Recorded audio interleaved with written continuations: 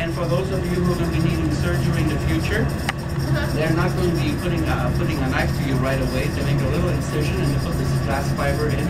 They go into your brain, into your heart, wherever they want, and they take television pictures so that the world knows what's wrong with you. And they can send these pictures all over the world to ask for opinions as to what should we do. So glass fibers have come a very non-invasive type of instrument these days in order to, find out what's wrong with people. You can also put a laser on the end of it and you can do some cauterization, especially when it comes to brain surgery and you get a tumor or something. Lots of things. And of course, the hot spit these days is telecommunication. Glass fibers conducting a conversation at the speed of light. In your days, you probably still remember copper wire being used. And you could even pick up somebody else's conversation on a copper wire that was talking next to you because they haven't found how to insulate one from the other yet. But a strand of glass like this can carry maybe 24,000 telephone conversations at one time using light impulses. You put it in New York and it comes out of China, it's decoded, and you can actually hear the person's voice. And so glass fibers are the way of the future for communication. And I've been told already by our computer gurus that they're going to take out all the metal wires in computers and substitute them with glass fibers so that the computer can calculate at the nanosecond. They may even go up to the picosecond. So therefore more storage and faster communication. Probably cheaper. So yeah, cheaper. Well, it's readily available. Right. We bury this, right, and later on in a billion years it comes out as crystals. Right. So by heating up the glass, I can control its shape. I can paddle it, squeeze it, stick it, do whatever I want. And of course, blowing it expands it. Heating it contracts it, and so it's a matter of give and take of what you can do. So,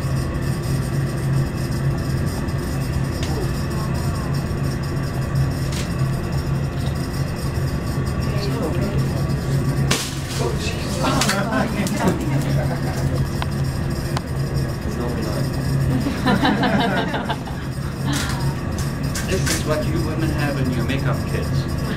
This is in your glitter box. This is in your eyeshadow. This is in your lipstick. It's everywhere because it's hypoallergenic. And what do you call it? You can't get an infection from it. And what do you call it? So this is the glitter stuff that floats around when you party down. Oh, yeah, party down. So some party more than others, but what do you call it? So this is how I then open up a tube before I broke it with my hands. I thermal shocked it, then I can cut it with my saw, and I can also blow it apart. Now the thing is, I can never touch my work because it's always hot.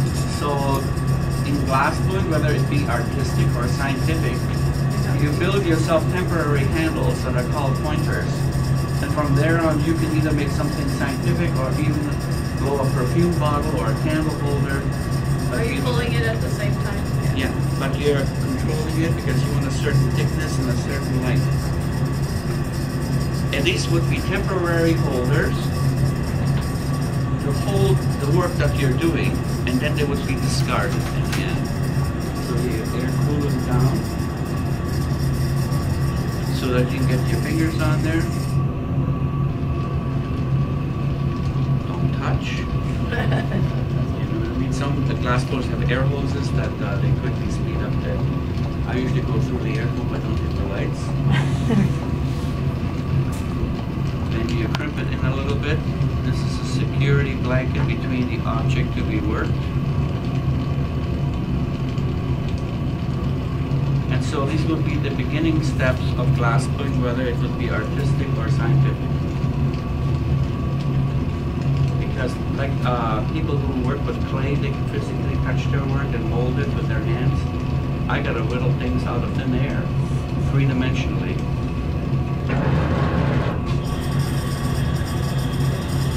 I can only touch my work when it's done, and then I can report on my errors or how pretty it is. We also have color now, which never was before. Pyrex, we always thought could not be colored because the oxides burned out because of the high temperature of the glass. But there was a woman who played around with it, and she found the secret ingredient that would hold the oxides in glass, and it was germanium. So 1 or 2% of germanium will suspend the oxides, and now we can get over 250 colors. And of course, the art world has taken off on it in the last 30 years. Everybody's got a torch in the basement, what do you call it, and a fan for exhaust. The hash pipe blowers are just happy making their pipes. I've tried to retrain a few of them to do honorable work, but the money is just so good that they can't give it up.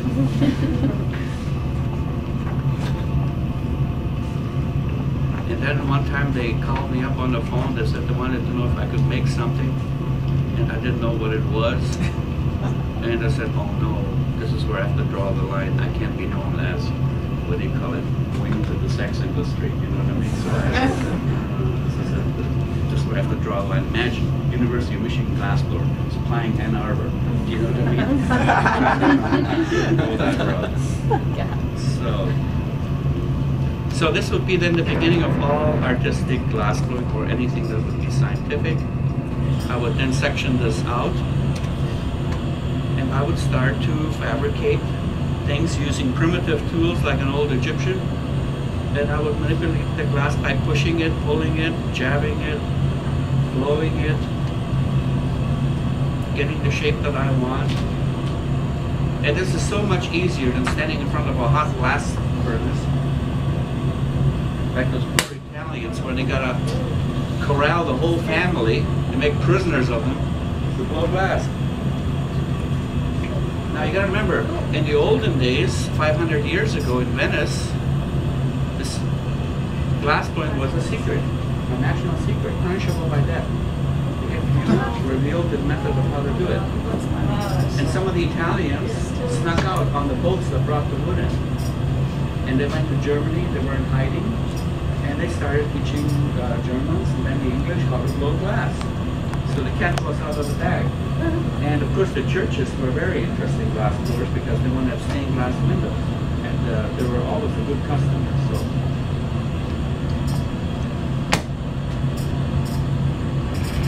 And so what do you call it, from here on, I could make a swan, a bud vase, a scientific vessel, something of use, something decorative, something scientific. You gotta have some type of art background also. No, I didn't have anything. My mom was, good at drawing, charcoal, pencil, and later on, she didn't do any art for about 45 years. She only did it as a teenager, and then the war came, the Russians came, and she lost all her artwork because they burned everything. Her house had a direct hit from a bomb. So everything was destroyed, and so my mom never got back into drawing. But when she was retired, in her late 60s, she took a few painting classes, and all that knowledge came back to her. And she painted us the most beautiful pictures for our living room and for the kids. So it was dormant for over 50 years. So once you have a talent, I guess it doesn't go away. It just needs to be resurrected, you know. So the artistic left brain side is still... Yeah, so it's still active. The only reason she quit was because she's 90 years old now, and arthritis set in. My mother's something else. Typical German. You will do it and you will like it, or else.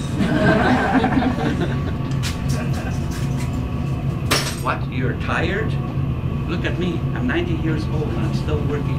What's your problem? You know? So. And then, of course, with a few tools that are made from carbon. This carbon doesn't stick to hot glass. You can use it to flare.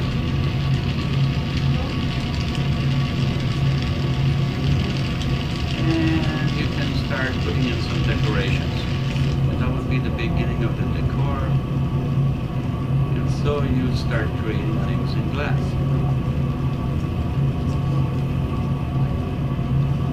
And later on, when it's cold, you would invert it, and then you would make the bottom for it. Now, the grandfather of all glass, quartz, as found free in nature. Found free in nature. Every country has it. There's no shortage. The bad thing is recycling it in roadbeds. It's too abrasive. It wears down the tires. So what happens is we can't use it in the roadbed. We have to dispose of it by just dumping it in the earth and wait millions of years for it to come back as crystals. These hexagonal crystals that you wear as pendants to ward off evil spirits. And those crystals, when they are being heated, you get this glass. Looks like any other glass, but you're right. I'm gonna need heat. I need to double the heat capacity of this torch to 2,200 degrees centigrade. That's approximately 4,000 degrees Fahrenheit. So I gotta crank this torch up to its maximum firepower.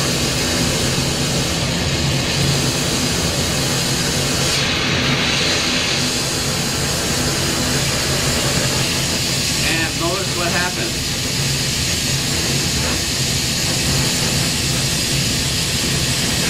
Pure quartz, 99%. And look, my fingers aren't burning.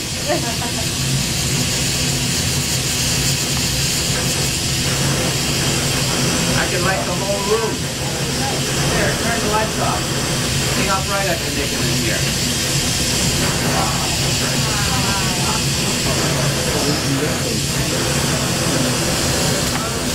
Water. And it doesn't explode. Lights, please. The only glass on Earth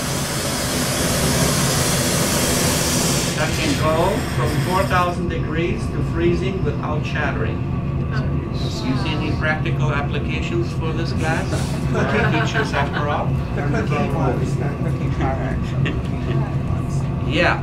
What would we use this kind of glass for? A lot of them use it for the cooking now, where you can go from the oven to the refrigerator, yes, and so on. But it's a cousin of this.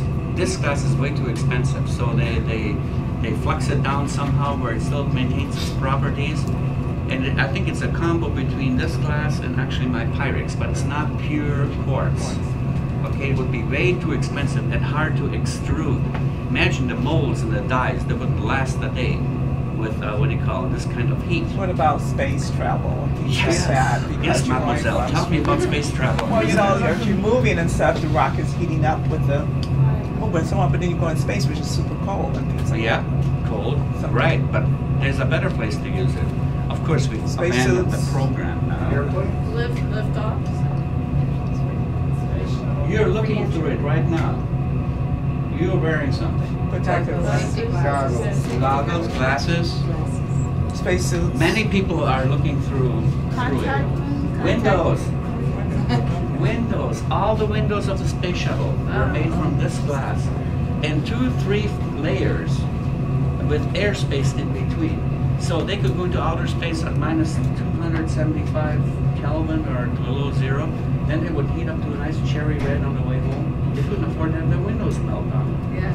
So quartz is the #1 choice for the windows, also for cameras that took pictures of outer space, the Hubble. Lenses were made out of this glass with no impurities, no air bubbles, no imperfections, so that we could get the best resolution on on our optics. So quartz is a very, very important substance, and I guess the Earth is full of it. So out of this, here at the university, we make furnace tubes. We study metal fatigue. We invent new jet turbine blades for those new air carriers that can go into outer space, that fly like airplanes and come back.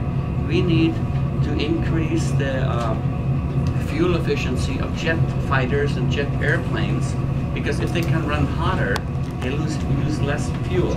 So we have people here working on new alloys that can almost go up to this temperature right here. So there's a lot of things that are going on, what I call where I got my little fingers in there and I create things.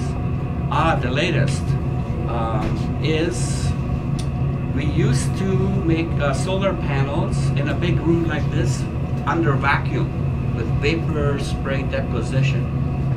Well, I've created a few nozzles where you don't need a vacuum, where you can do and spray on the different coatings that conduct electricity under atmospheric pressure. It will revolutionize the entire industry that is making what they call solar panels. And the university is already beginning to call people up, say we got new technology where we don't need vacuum chambers, we can increase production. They can climb up on top of the roof and just spray it on and it starts conducting electricity.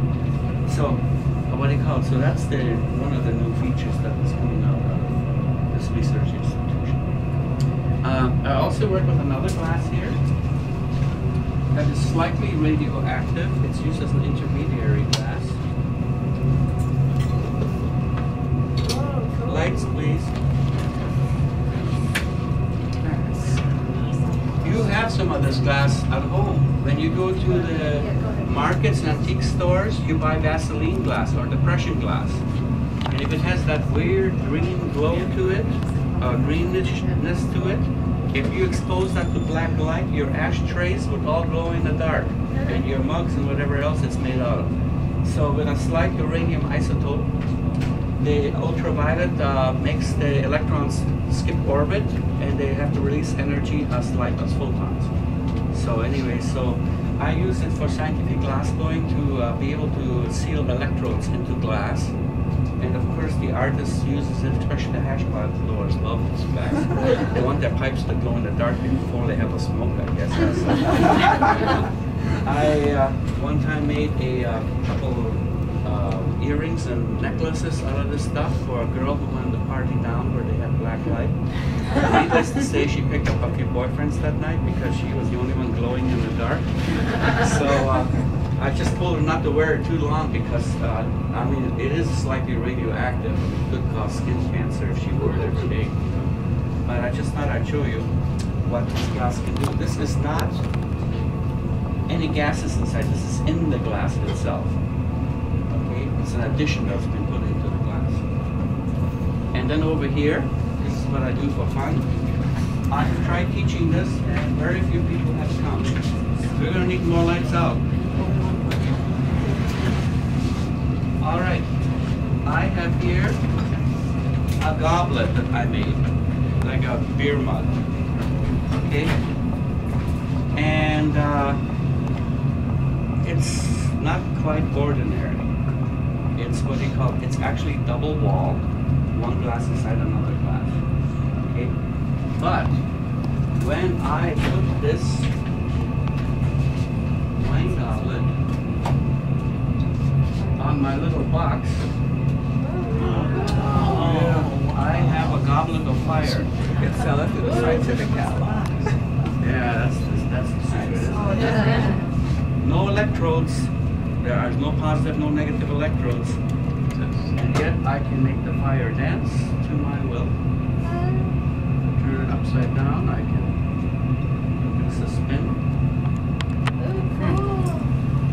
And it's my magnetic personality that makes it work. So, what do you think is happening here that this thing is working? There's gases inside? Yes. Yes, there are gases. Now, name the gases. Yes, I will accept and argon. I will accept neon and argon. Neon burns in the red spectrum, argon stays in the blue spectrum. And they coexist together and never mix. And because I know this, I deliberately make stuff that has a lot of nooks and crannies. And so I build little monsters that glow in the dark. And my internet site is full of creatures that have made flowers from outer space. Who is in Avatar? Yeah, just a second so we can see over here. Avatar. Somebody went into my website and into my brain and picked out all the flowers and all this biological stuff that glows in the dark, and they made an entire forest out of it. So here, I could make things come out of the walls, out of the ceilings. the home interior lighting industry doesn't even know that this exists.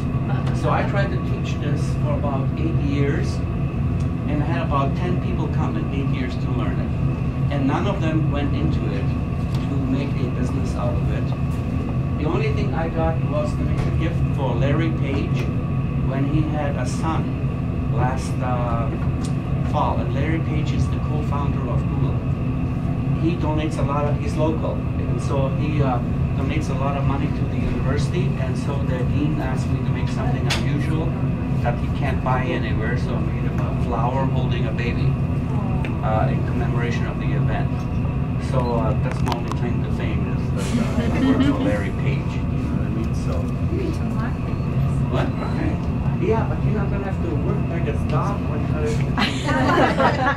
all my weekends, my wife was never How know long me does it again. take to make each of the gardens? I mean, this garden takes more time because one has to fit in the other. But if you allow me to go free form, like a bonsai tree, then I could create something in 2-3 hours. You know, I mean, I have it all glowing and everything. Now I can also use xenon and krypton and helium, but not hydrogen because I have to seal it off. What color does it shine? Xenon is like a white lightning bolt, and it undulates. They use it in crackle tubes, where they fill the whole glass tube up with clear glass marbles, and then the lightning is forced to go around all the marbles and spin and stuff. So, what do you call it? All these noble gases that are in our upper atmosphere can be used and ionized, and plasmas can be made out of them. So this is plasma. Okay.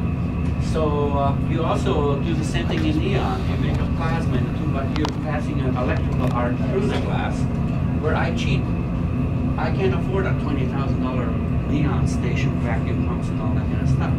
So what I did is I cut out all that out, and I use now this little box that has a transformer in it.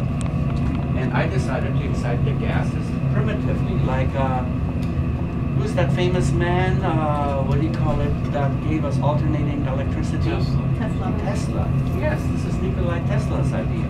100 years old, I can't take any credit for it. And I'm using radio frequency, WMCK, 60 hertz, 14.2 volts, what do you call passing through there instead of 100,000 volts and 25 amps. I only use 14 volts, 1 amp to achieve the same result. A lot, I mean, I can get zapped, but it won't kill me. After a while, you get so used to it, you're expecting it when you put your finger in the box, do you know what I mean? But, What type of so glass it's easier. do you use? It's easier. Glass, Which my form? pirate, all the Pyrex, All Pyrex? all the Pyrex glass because I can reheat it if it breaks. I So that could be repair it. mass produced. It could be, yeah. Yeah, I'm afraid the Chinese gonna get a hold of this and then everybody will have something coming out of it. Everybody will have something glowing underneath their bed or something like that. So, what do you call it? Yeah, so I've taught it, I've published it, it's on the internet. There is one man, amazingly enough, he's Austrian too, like me. Weinmeier is his name, and he does it in a big way, but he uses a single electrode. But he makes the skeletons of dinosaurs and frogs, amphibians, and he made all the blood vessels of the human brain without the skull, and that all blows up. So he's in a big way in becoming world famous for his works. And we found each other by accident because we didn't have any peers. So the hunt was on internationally of who does it. And we found each other, and he was so surprised that another Austrian in such a faraway place is playing around with the same technology that he is. Except that poor guy's gonna make a living from it. I just play around with it. You know? So, Very unfortunate system.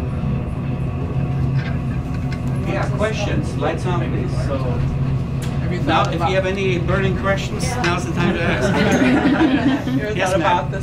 this. So Chihuly glass, Yeah. you're familiar with Yeah, that? he's Coca-Cola bottle glass. Okay. Once he makes something, and if it should break, there's no way that it can be reheated or fused together. It will blow up on him. It's the same Italian glass that Murano uses. The formula is 4,000 years old. Pretty, but cheap. The glass is of a cheap quality.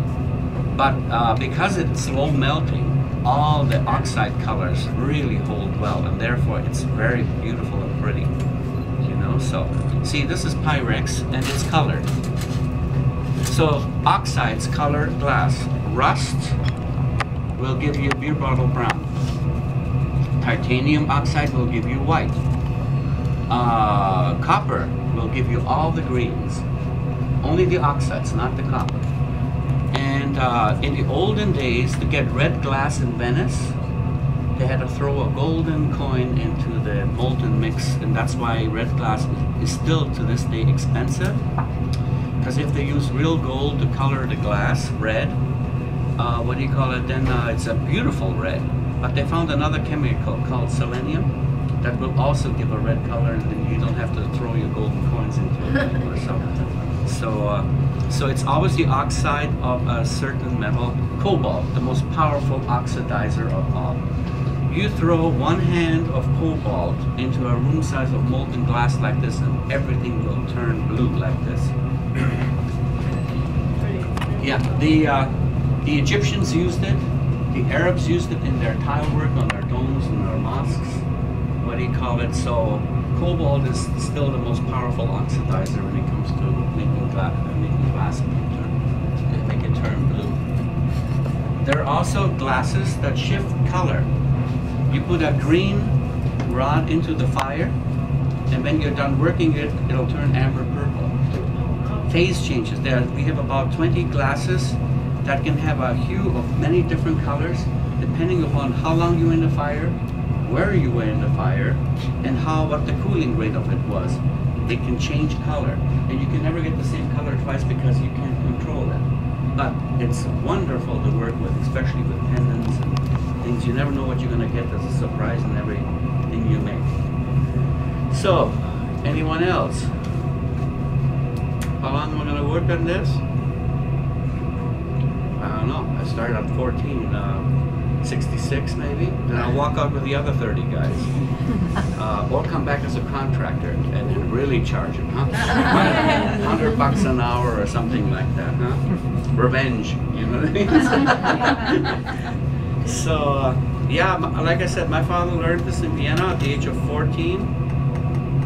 What do you call it? Then he was done at 18 and the war broke out. Then he had to go in the German army and he came back. What do you call it? Made his master's degree. Got married, had me, and then what do you call it? That's the rest of the story. You know? Who taught your father? An old master by the name of Franz Schugel. He was 80 years old, and he was only going to take on 3 more apprentices. That was it. Then he was going to give it up. And my father was one of the last 3 apprentices. And they all graduated, and they lost track of each other over the years. By accident, my father went to visit my sister in Australia, in Melbourne, and he says, I think I'll go see the glassblower at Melbourne now because I know they have one. It was his friend from when they were 14 years old, who made it all the way from Austria to Melbourne, Australia, and was working there, so he found one of them. What do you call it? Because everybody lost track of everybody else during those years. So, there is a school in Bavaria that is open to foreigners, and 1/3 of the class is filled up with foreigners, and 2/3 are for domestic Austrian, Swiss, German, Czech, Poles. The only ones who are not there are Americans. So we don't know if we were going to get our next batch of glassblowers from. It's open to the world. It's called Kramsach. Is the name of the school, Kramsach, Austria. I mean, it's been open for 200 years. Teaching glassblowing and engraving and all kinds of stuff. The world knows about it. Anybody who wants to learn a profession could go there. With beautiful mountains in the background, cows grazing in the front yard. You know, you just want to go for the scenery alone, much less learn glassblowing. You know, so. But there are still no programs in this country. There is a Salem, Kearney Point, New Jersey has a 2-year crush program, and my son went to it, so I know all about it. There's 1 year of research glassblowing and 1 year of English, drafting, and it's insufficient for them to come out and to hold down a job. Not enough knowledge. And I've heard that catalog people like Chem Glass and Ace Glass, will actually go into the classrooms and steal the students before they even graduate, hire them in their companies, and then some old glassblower who's ready to retire will train them finish. But they're production workers. They make components, just to fill these catalog items. Now I take those catalog items and I put them together into an apparatus, or I use it for repair, or to create something brand special new. So I have to do it all. I just don't make components. I mean, I don't grind out things like this that are made by machine. You know, I take these things and I make something out of it. So these people, although they can blow glass, are not the kind of people you need in industry like Dow Chemical or university, because they can make the parts, but they can't assemble it. The only one who knows how to assemble are the older ones who've been with the company 30, 40 years. And so they're panicking, and they're begging the older ones to teach the younger ones. And some of them don't want to teach, they just want to get out and be happily retired. They don't want to pass their knowledge back on, they just want out. So it's a problem restocking, what do you call it? The same is true with tool and die. Tool and die used to be so great, and then all of a sudden, with the automobile industry going down, tool and die just died out, and now they want more tool and die people and draftsmen, and I mean, in any profession. I mean, it's like this: we can all design maybe a watch on the computer. All the components are there, but where's the man to make it? And when you don't make it anymore, and somebody else makes it, then you are tied to that thing, like flat screen television. Screens are made in Japan. I know there was a company he tried to make them, couldn't come up with the quality that the Japanese had, and it's out. So now all flat panel television screens are made in Japan. So if they ever said no, we wouldn't have any TVs because we don't know how to make a flat panel television screen. You know what I mean? Or what's involved in it. Yeah, so the same thing happened in Canada. Canada years ago wanted to nationalize all its industry, and it took a census of what they owned. They found out that 70% of Canada was foreign-owned in investment, with America first, Germany, Britain, Australia, and all other countries together. So there was Westinghouse in Canada, and there were other American subsidiaries there, but they owned 51% of the company. So when the Canadians nationalized, and the unions was going to bat for them for higher wages and stuff, Westinghouse said, we won't pay. So what they did is they locked up the company and moved everything to Mexico. Then one day the Canadians came and said, where's the company? Oh, they left about 2 days ago. What do you call it? Well, you guys wanted to strike for higher wages. The company said no. And they owned the company, so they packed up and they left. And the Canadians were left high and dry with no employment and no company to work for. And that's when Canada said, oh boy, we can't nationalize anything around here. We're just the workers. We don't own anything. We're just the employees. That's the deal that we made. We will give them the land, low taxes, come on over, invest, and we'll work for you. And now they got exactly what they wanted. So now the Canadians are hog-tied, what do you call it, because they don't own anything. They're just workers, grunts working for other companies. You know, so yeah, so they learned those. That was back in the late 70s when that happened. What do you call it? I left Canada 1975, so I still had signed the draft papers for the Vietnam War. Spooky feeling, I tell you. You know, so I'm a happy camper now. Here, Dow Chemical was hard work, and I'm way overqualified for this job. So what do you call it? But it's fun to work with people, college kids, all over the world, Thai people, Koreans, Russians, French people, Turkish people, and that's what my best friends are from all over the place.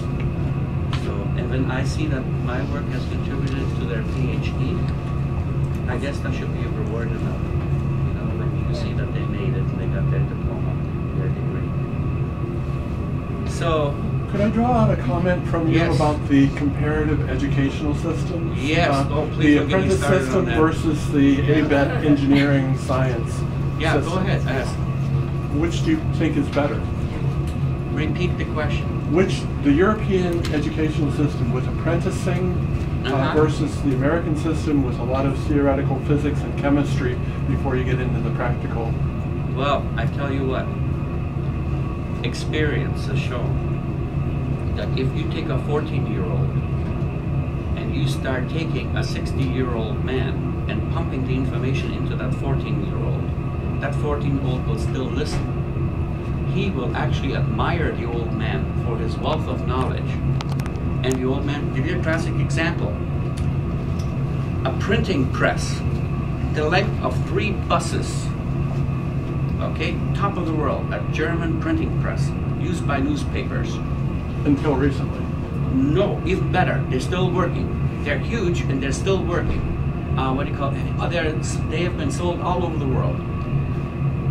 There's a bunch of 14-year-olds and a 60-year-old retiree, and he comes along to his 5-6 apprentices who are 14, 15 years old, and he says to them, I have sabotaged this machine.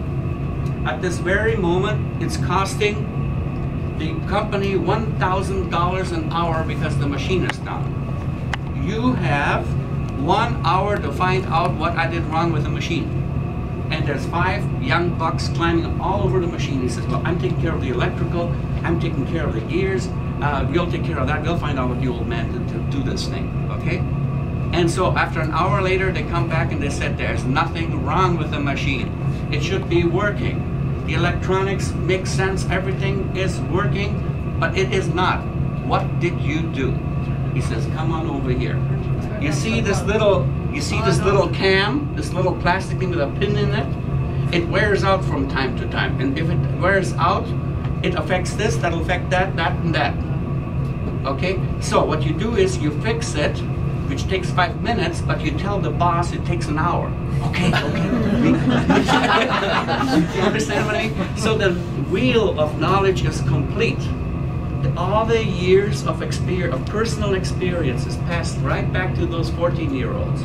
What we do is we kick our kids out of high school, and you see them working at Pizza Hut, which I call their PhD, and they says, nobody will hire me, nobody will train me. I says, go to Washington Community College. Yeah, maybe I will, maybe I won't, maybe my mom can't afford it. And so in Europe, every kid is being trained from the age of 14 for a profession. First, he gets 4 choices: brain surgery, glass blowing, silversmithing, metalworking.